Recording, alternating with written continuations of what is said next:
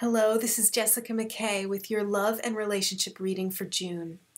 Go ahead and take a moment to connect with your spirit guides and just ask them which message is most appropriate for me today. Number 1, number 2, or number 3. And you might be drawn to more than one message, and that's fine. I'm using Louise Hay's Power Thought cards, and these cards have affirmations on them as well. So you have the option to say this affirmation over the course of the month if you feel like it works for you. So I'm just going to do this in real time. So I'm shuffling the cards, and if you feel drawn to message number 1, the card that comes up is I am worth loving. And it says on the back, I do not have to earn love. I am lovable because I exist. Others reflect the love I have for myself. So this is such a healing card, and I feel like this message is coming up for you because you just really need to hear it. I am worth loving. So that's the affirmation to write down and repeat over and over again. I am worth loving. And it's not because of what you do. It's not because you're a caretaker or because you're pretty enough or sexy enough or because you're smart or cool or funny. It's not any of those things. You are lovable because you're here, because you exist. And there is nothing you have to do to get it right for other people. So if you've found yourself in a relationship or in relationships in the past where you felt like you had to be somebody else so that your spouse or your lover would accept you, then this is saying that you don't have to do that anymore. That spell can be broken. You no longer have to prove that you're good enough. You get to be good enough just because you exist. And what happens to us tragically is that, look, it happens to everyone. When you're very little, your parents either subtly or not so subtly send you messages that parts of yourself are unacceptable to them. If you're expressing emotion or crying, you're usually shamed, or maybe you were told that, we don't do that in this family. We don't get angry in this family. And so you had to push down some part of yourself. And so as a result, what happens to us is we go out into the world, we go out into our relationships feeling like the person that is supposed to love us or the person that we're going to find is going to see those same flaws that our parents saw in us, and they're going to reject us. So we go into our relationships with a lot of fear and thinking that we have to be different than we are.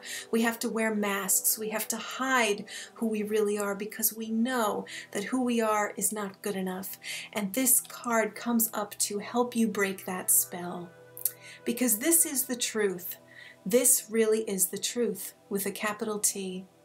You are worth loving exactly the way you are. So that's message number 1.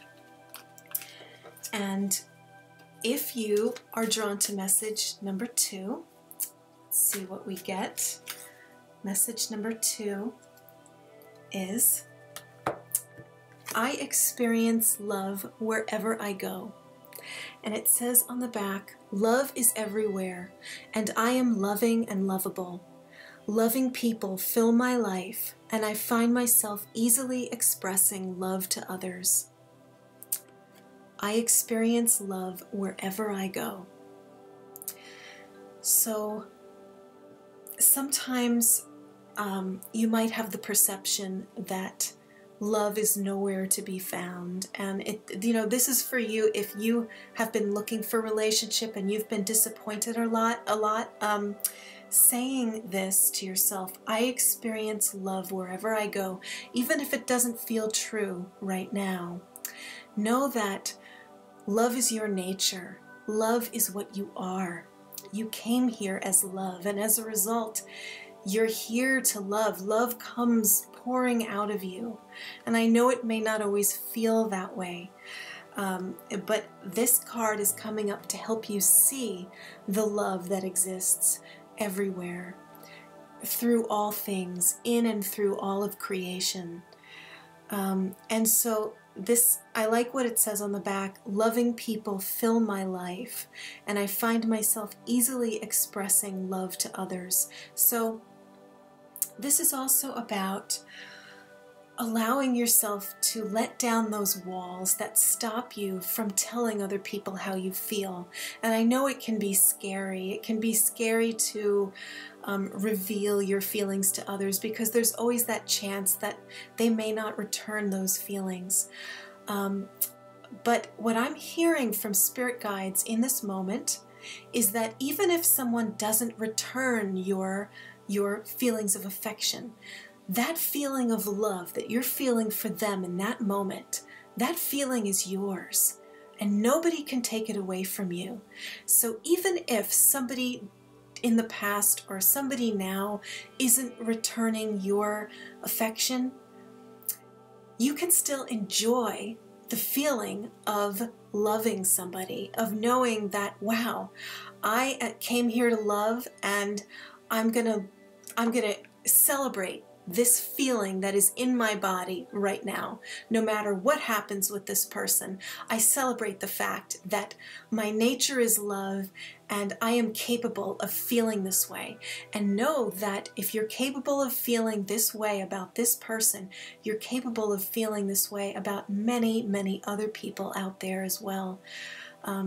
We often have more than one soulmate, more than one potential partner. And so I feel like part of this message is coming up to let you know that if you've had a hard time moving on, or you're afraid to move on from a relationship, it's safe to do that, because love is truly everywhere. If you've been seeing life from a very limited window where you're like, I just look and I don't see anybody I could get along with, and you know, this is just the way it is, and maybe I have to be alone. Know that you're seeing life through a certain filter, and you're seeing it that way, but it doesn't mean that that's the truth. So this is about widening that and starting to see the love that is all around you, that shows up in different forms and in different ways. And it may not look like you're expecting it to look. It may come in a different package. It may be somebody offering to help you with something, and that's love coming into your life. So this is also about seeing all the different ways that love is streaming into your life. Okay, so that's message number 2. It's about an abundance of love. I experience love wherever I go. So, message number 3. If you were drawn to message number 3, let's see what comes up. I deserve the best, and I accept the best. So this is kind of similar to the first message that came up. And it says on the back, I am mentally and emotionally equipped to enjoy a prosperous and loving life. It is my birthright to deserve all good. I claim my good. And I feel like this card is coming up to let you know that you don't have to settle. You don't have to settle in your relationships. I deserve the best. And this is also, I feel like this is also about the relationship you have with yourself. And so when you hear critical thoughts in your mind about how you should be or what you should have done differently in the past, if you can silence or, attempt to silence that voice, knowing that that voice is not telling the truth, you've always done the best that you can. And so it's about having a loving relationship with you, and when there's no abuse on the inside, when you're not telling yourself about all your shortcomings and flaws, you can then be in a relationship with someone where you won't be accepting any abuse. So if you find yourself in a relationship where there's some subtle or maybe not so subtle emotional or mental abuse in there, where you're being criticized all the time, This card is coming up to let you know that you don't need to accept that. That is not the truth of you. And the only reason you stay is because your inner judge is criticizing you, and you believe that somehow the criticism coming in from outside is true. So you live with it. You let it be in your experience. So this affirmation is very important if you find yourself in that kind of situation.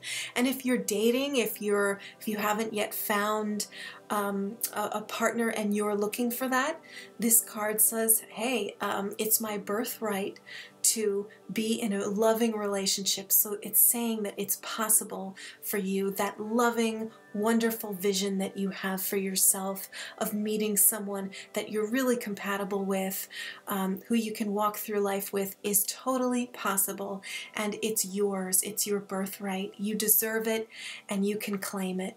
So that's what this card is about. So I hope that these messages were helpful to you this month. If they were, please let me know. And I'll see you again next time.